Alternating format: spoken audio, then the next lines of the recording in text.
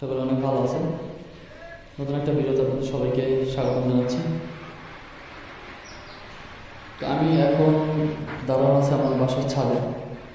আর আমাদের বাসায় আমরা যদিও অনেক আগেই লাগাইছি, আপনাদের মাঝে শেয়ার করিনি, বাট শেয়ার করার প্রয়োজন ছিল, দরকার ছিল, এই জন্য হচ্ছে আজকে শেয়ার করবো ইনশাল্লাহ। সোলার প্যানেল, এই যে এইটা এবং এইটা আমরা রাখছি হচ্ছে বড় একটা ছাদের উপরে, যে বড় একটা টেবিল আমরা বানাইছিলাম। আপনাদের মাঝে যেটা আমি শেয়ার করতাম সেটা হচ্ছে যে আমাদের বাসায় আমরা সোলার প্যানেল লাগাইছিলাম।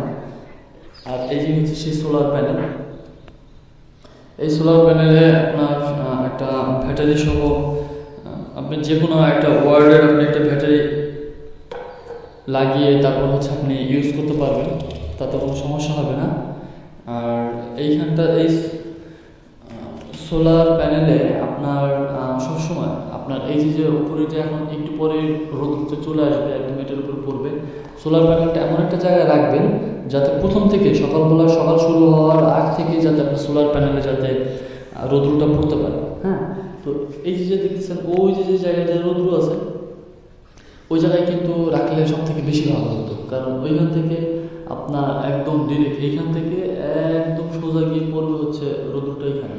তো এখন সেই জন্য হচ্ছে আপনার চাচ্ছিলাম ওটা রাখতে, বাট আমার এখান থেকে তারটা একটু শর্ট, যার কারণে হচ্ছে আপনার সোলার প্যানেলটা আমি ওইখানে দিতে পারতেছি না। বাট তারটা বাড়ানোর চিন্তা ভাবনা আছে, তারটা যখন বাড়াবো তখন হচ্ছে সোলার প্যানেলটা আমি ওইখানে অলরেডি নিয়ে যাবো, সমস্যা হবে না তাতে। আর সোলার প্যানেলে কিন্তু আপনার কিছু কিছু খাঁচকাটা দাগ আছে, দেখাচ্ছি আপনাদেরকে। এই দেখেন, এই যে খাঁচকাটা দাগ দেখছেন,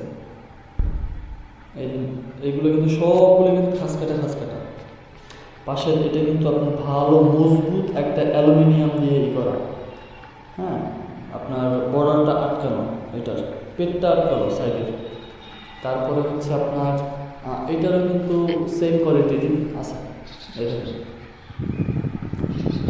এই জায়গায় যেটা আছে এটাও কিন্তু আপনার সেম কোয়ালিটি, একদম মানে শুনতে পাচ্ছেন, একদম পুরো শক্ত। এখানে লেখা আছে